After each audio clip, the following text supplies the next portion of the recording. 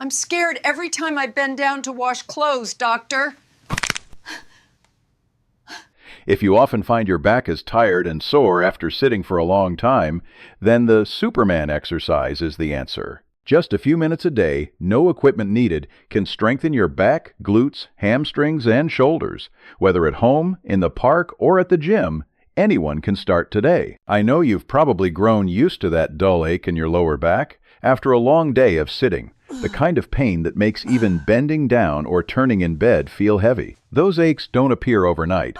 They're the result of years of weak back and glute muscles no longer supporting your hips and spine. So when I tell you that the Superman exercise can help, I'm not speaking as a trainer, but as someone who's seen countless patients regain their freedom with just a few minutes a day. This exercise doesn't just soothe the lower back, the area that bears the most pressure. When we sit, stand, or bend, it also strengthens the entire core, the true center of the body. When your core is strong, every movement feels lighter. You walk more naturally, sit upright without straining, and even breathe more deeply. Your spine becomes supported the way it's meant to be, and every vertebra feels a little more liberated from its daily burden. What few people realize is that the glute muscles act like the foundation of the whole skeletal frame. When they're strong, your hip joints stabilize, your pelvis and knees align, and every step you take feels grounded and secure. For older adults, that means fewer falls.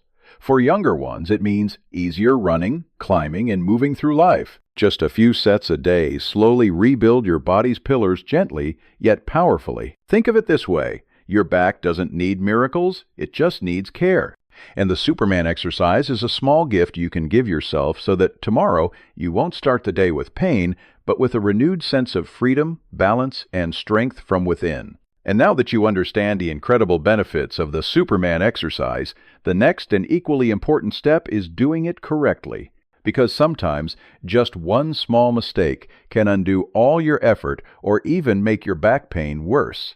I've met many patients who sighed, "Doctor, why does my back hurt more after I exercise?" And the answer often lies in a few simple mistakes anyone can make. The first mistake is lifting your arms and legs too high.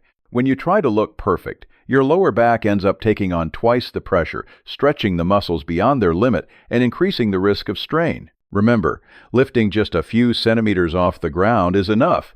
It's not about how high you go, but how much control you have over the movement. The second mistake is forgetting to breathe.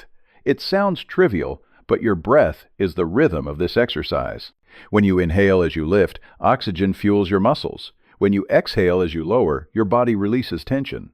Holding your breath makes your muscles fatigue faster and puts extra stress on your spine. Next is using momentum. Many people swing their bodies upward instead of letting the muscles do the work. Imagine your body moving slowly through water. Every motion is deliberate, smooth, and controlled. And finally, if you feel pain in your lower back, stop immediately. Check your form or consult a specialist.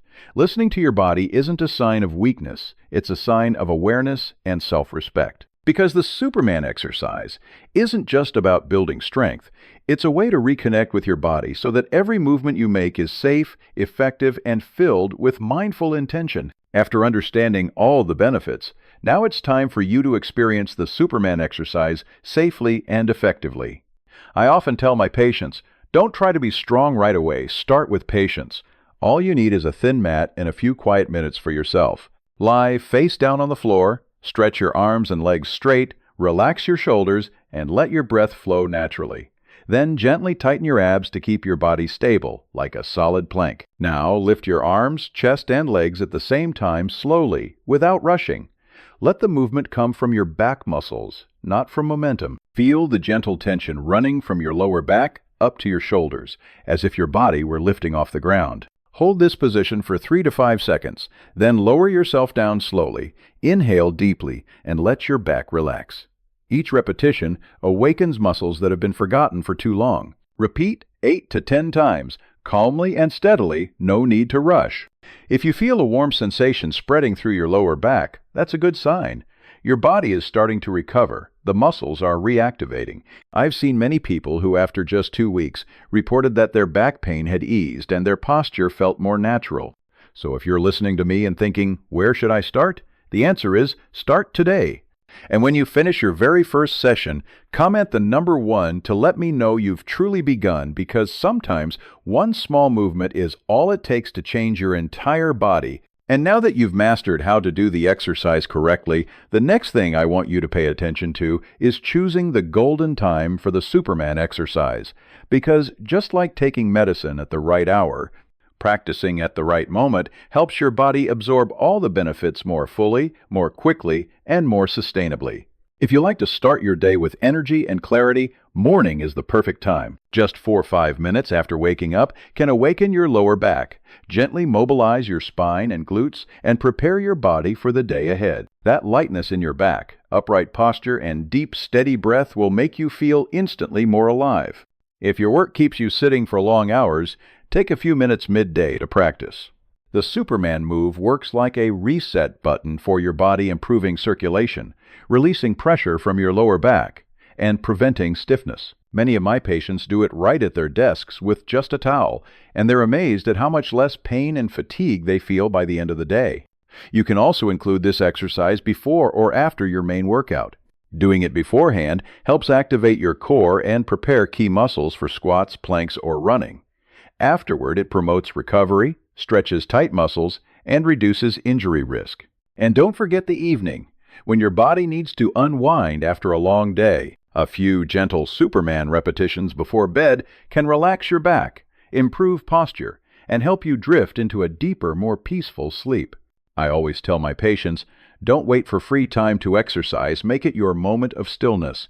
If you've found a time that fits your rhythm, share it in the comments below. Your experience might be exactly what inspires someone else to begin their own journey to a stronger, healthier back today.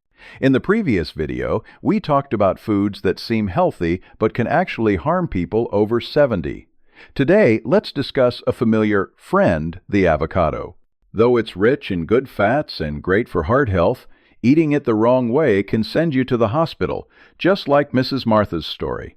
Let's uncover 5 dangerous mistakes together. I know many of us have the habit of enjoying a light snack before bed, and for older adults, avocado often feels like the safe choice. It's soft, creamy, and full of healthy fats. Sounds perfect, right? But sometimes the very things that seem healthy can quietly make your body work harder than it should. I've met so many patients who tell me, "Doctor, I don't eat much, but lately my stomach feels heavy and I can't sleep well." When I look at their food diaries, there's always one pattern. They eat avocado late at night, often right before bed. In reality, avocado is an amazing fruit rich in good fats, fiber, and vitamins, but timing matters. The healthy fats in avocado still take time to digest. When we're young, our digestion is quick, enzymes are plentiful, and our bodies handle fats easily. But as we age, both metabolism and digestion naturally slow down. That means if you eat avocado late, especially within 2 to 3 hours before bedtime, your stomach has to work overtime while the rest of your body is trying to rest. As a result, undigested food lingers, fermenting and creating gas and pressure in your stomach. That's why you might feel heartburn, bloating, or heaviness in the chest, symptoms many people dismiss as normal. A study published in the American Journal of Clinical Nutrition found that eating high-fat foods within 3 hours of bedtime reduces sleep quality, especially in older adults. Your body becomes divided, half trying to digest, half trying to sleep.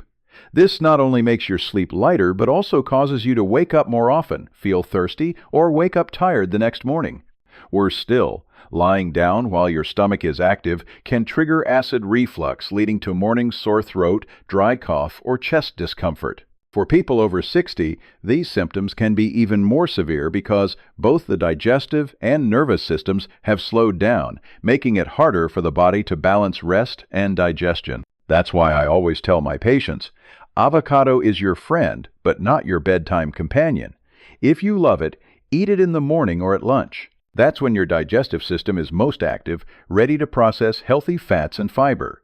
Eating avocado at these times helps stabilize blood sugar, sustain your energy, and promote smoother digestion. One of my favorite recommendations is a slice of whole grain toast with mashed avocado, topped with tomato or a boiled egg. It's a perfect breakfast, balanced with healthy fats, protein, and fiber to support heart and gut health. If you prefer something lighter, add a few slices of avocado to your lunch salad. It not only tastes delicious, but also boosts your absorption of fat-soluble vitamins A, D, E, and K.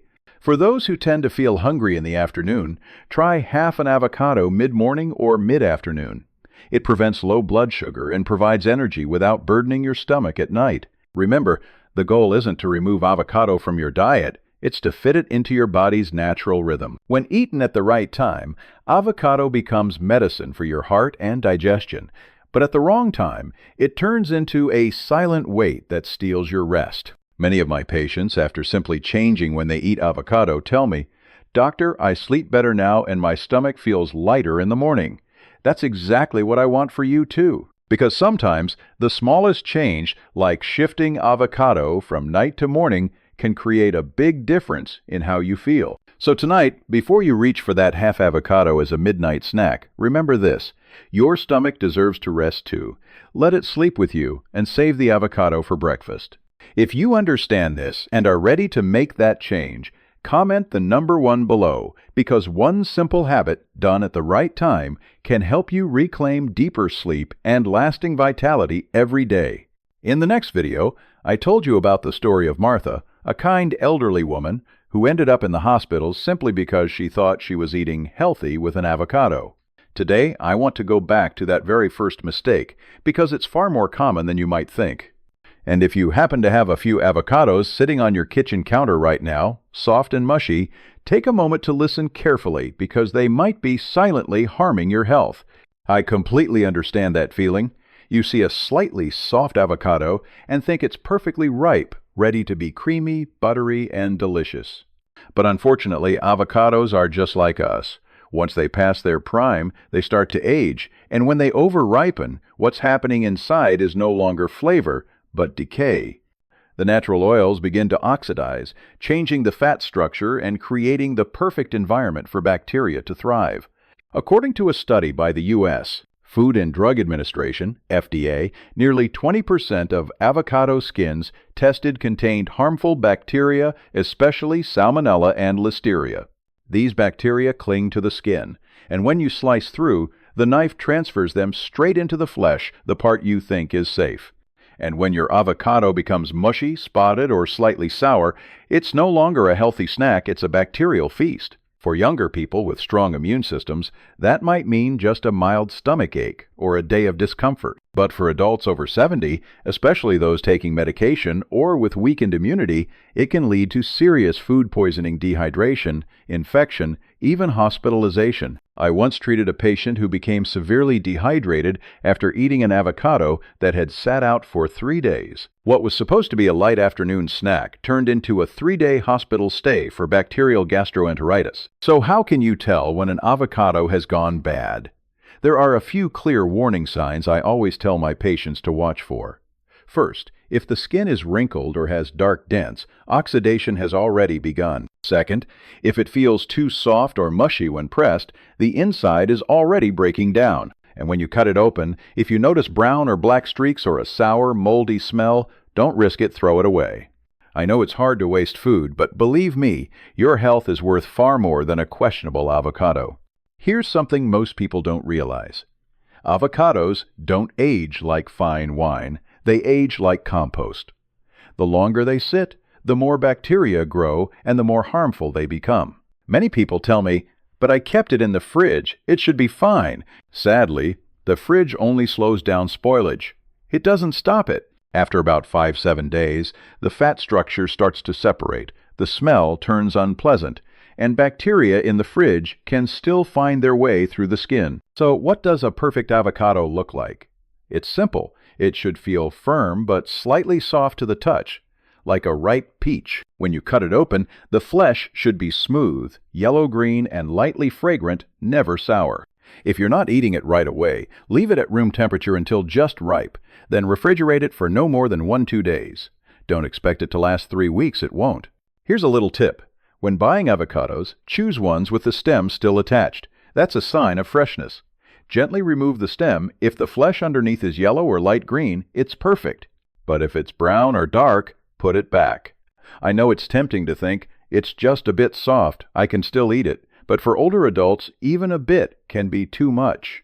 Avocados don't need to be used down to the last bite. They need to be chosen carefully to truly nourish your body. Remember, a perfectly ripe avocado isn't the one that's the softest, it's the one that's still alive, not decaying in disguise. The next time you hold an avocado in your hand, take a moment to look, smell, and feel. Sometimes that extra moment of awareness can save you from an unnecessary hospital visit. And if you've ever been in that same situation, cutting into an avocado that looked brown or moldy and hesitating whether to eat it, share it with me in the comments below. And if you've learned something new today about how to pick a safe, fresh avocado, comment the number 1 to let me know you're starting to take better care of your health, one meal, one choice, and one small avocado at a time. And if you think that simply choosing fresh, unspoiled avocados means you're safe, I have to be honest, there's another mistake that's far more dangerous and much more silent.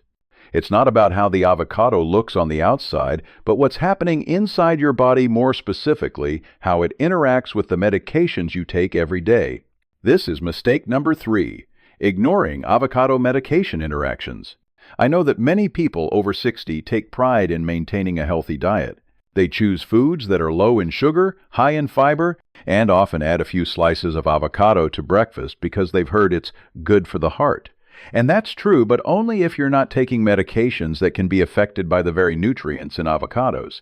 I remember clearly the case of Martha, the lovely neighbor I mentioned before. After recovering from her foodborne illness, she returned to my office smiling, proud that she was eating healthier and avocado every morning. But just 2 weeks later, she was back in the hospital. This time, not because the avocado was spoiled, but because of a drug interaction. You see, avocados contain vitamin K, a fat-soluble vitamin essential for your body's natural blood clotting process. Under normal circumstances, vitamin K is a friend. It helps your blood clot properly when you have a small cut. But for people taking blood thinners such as warfarin, aspirin, Plavix, or Xarelto, vitamin K can become a silent opponent. Here's why. These medications are designed to prevent excessive clotting, reducing the risk of stroke or dangerous blood clots in the heart or lungs. But when you suddenly consume more foods rich in vitamin K, like avocado, that delicate balance is disrupted. Your body begins to produce clotting factors more quickly, making the medication less effective. And this isn't just theory. Research from the U.S. National Institutes of Health, NIH, shows that sudden changes in dietary vitamin K can reduce the effectiveness of blood thinners by up to 40%. In other words, if you eat avocado every morning while on these medications, your blood may become thicker without you realizing it. And that's dangerous, because even a small fall or a minor bruise could turn into a serious internal bleed. That's exactly what happened to Martha. When she was hospitalized, her INR, the test that measures blood clotting ability, had dropped from a safe level of 2.5 to 1.2. Her body was no longer protected from clot formation. What she thought was a healthy routine had nearly caused a medical emergency. But blood thinners aren't the only concern. Avocados can also interfere with diabetes medications like insulin or metformin. The high fiber content in avocado slows down the absorption of sugar, which sounds beneficial, but when combined with blood sugar lowering drugs, it can cause blood glucose to drop too low. The result? Dizziness, trembling, fatigue, or even fainting. I once met a 70-year-old patient named Min who had managed his diabetes well for years. Then he started eating half an avocado each morning along with his metformin. Within a week, he felt weak, sweaty, and shaky. His blood sugar had dropped to 58 mg divided by DL, dangerously low. The culprit wasn't the medication, but that seemingly harmless breakfast. Now, I'm not telling you to cut avocados out of your diet completely. They're still an excellent food if you understand your body and talk to your doctor before making them a daily habit. Just a quick checkup or phone call can help your doctor adjust your medication dosage or confirm how often it's safe for you to eat avocado. I always tell my patients, food is the most powerful medicine, but only when it works with your treatment, not against it. Your body is like a symphony. Every food and every pill is a note. One wrong note can throw the entire melody of your health off balance. So if you're currently taking medications for blood, heart, or diabetes, take a moment before making avocado a daily part of your diet. Check with your doctor, ask about safe portions, or even adjust how often you eat it. Sometimes, Reducing from daily to 2 or 3 times a week is enough to enjoy all the benefits without the risks. I believe you eat avocado not because of trends or social media, but because you genuinely want to stay healthy, and that's wonderful. But true health comes from knowledge and awareness, not from more is better. So if today you realize that you might have been eating avocado without considering your medications, comment the number 1 below to let me know you're starting to pay closer attention to your body, because with just a little more awareness, you can protect yourself from risks you never even knew existed. And even if you've been careful about choosing fresh avocados, eating them at the right time, and watching your medications, there's still one last mistake I often see sometimes made out of nothing more than curiosity. It's eating the wrong parts of the avocado. It might sound amusing, but you'd be surprised how many people believe that the pit or peel can detox the body, improve digestion, or slow aging. I've heard countless stories like this in my clinic, from people blending the pit into smoothies to others eating the peel because they think nature never makes anything harmful. Unfortunately, our bodies don't work that way. First, you need to know that only the flesh of the avocado is safe to eat. The reason lies in the persin compound found in the peel and pit. Persin is a natural chemical the avocado tree produces to protect itself from fungi and insects. In small amounts, it's harmless for healthy adults, but for those with weak liver or kidney function, persin can become a silent toxin causing nausea, vomiting, diarrhea, and digestive irritation. I once had a 70-year-old patient suffer several days of stomach discomfort after drinking a smoothie made with ground avocado pit. She thought it was a natural detox drink, but in reality, she was forcing her body to process something it simply couldn't digest. Second, the avocado pit is extremely hard to digest. Its fibrous, dense texture isn't meant for consumption. If swallowed especially by children or older adults with fragile digestion, it can cause intestinal or stomach blockages, a dangerous medical condition that sometimes requires surgery. It might sound rare, but documented cases do exist.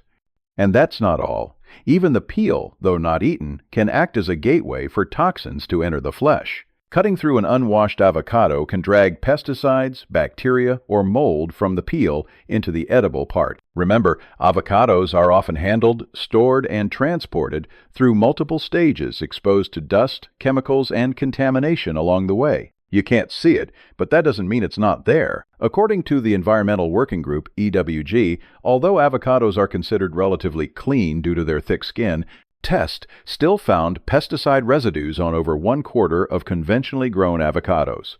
And just one slice through an unwashed peel can bring those residues directly into your food. That's why I always remind my patients, wash your avocado under warm running water for at least 20 seconds before cutting. It's not optional, it's essential. Once the avocado is cut, time becomes another key factor. Exposure to air starts the oxidation process, and bacteria begin to multiply faster than you'd expect. So, eat your avocado within 2 hours of cutting, especially if it's kept at room temperature. If you need to store it, seal it tightly in an airtight container, refrigerate it, and eat it within 24 hours for maximum safety and freshness. And whenever possible, choose organic avocado. Not only do they reduce your exposure to pesticides, but they also offer peace of mind knowing your food truly is clean. A properly washed, freshly cut organic avocado eaten right away is the best way to enjoy all its nutrients without any of the risks. I understand that in today's world of overwhelming information, it's hard to know what's true and what's just hype. But here's a simple rule of thumb you can always trust. If a part of a plant is too hard, too bitter, or nearly indigestible, it's probably your body's way of saying, "Don't eat it." Our bodies have their own natural wisdom, and sometimes listening to instinct is more reliable than following trends on social media. So next time you cut open an avocado, take a few seconds to wash it thoroughly, discard the peel and pit, and keep only the soft green flesh, the only part that's safe and nourishing. Think of it not just as a small habit, but as an act of love toward your body. And if you've ever heard someone talk about the miracle powers of the avocado pit, or maybe you've even tried it yourself, share your story in the comments. I'd love to hear about your experience, because real stories like yours can help others avoid the same mistake. And if you learned something new today about how to protect your health from this seemingly harmless fruit, Comment the number one below to let me know you're ready to eat smart, live well, and take better care of your body, starting with the smallest choices on your plate each day. After learning that not every part of the avocado is good for you, let's talk about another, subtler mistake, one that's surprisingly common: eating too much avocado. It sounds harmless, doesn't it? After all, avocados are often called green gold for the heart, a symbol of healthy eating. But sometimes the very foods labeled as healthy can quietly become too much of a good thing. I've met many people over 60 who believe that the more avocado they eat, the better their heart, skin, or memory will be, but the body doesn't quite agree. A healthy food, when consumed beyond your needs, can still become a burden, especially when metabolism slows down and the body values balance over abundance. I once had a patient, Mr. Tan, 65, who was proud of his clean diet. Every morning he ate a whole avocado, a handful of walnuts, and a cup of Greek yogurt. It sounded perfect until he came in feeling tired, short of breath, and with aching knees. After checking, we found he had gained 8 kilograms in just 6 months, not from sugar or meat, but from the hidden calories in his healthy foods. You see, one medium avocado contains about 320 calories, roughly the same as a full bowl of rice or 2 slices of sandwich bread. It doesn't sound like much, but if you eat one every day without adjusting the rest of your meals, those calories add up. Just 100 extra calories per day, about 1/3 of an avocado, can lead to around 15 kilograms of weight gain per year. And that extra weight doesn't just sit there. It increases pressure on your knees, raises blood pressure, and makes blood sugar harder to control.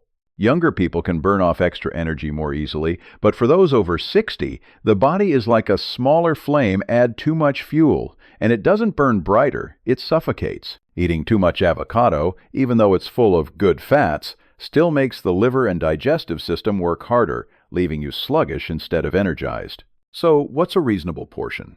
For most older adults, 1/3 of an avocado per day, about 100 calories, is ideal. If you're active and move regularly, you can go up to half an avocado, but it's best not to eat avocado every day. Keep it to 2 or 3 times a week.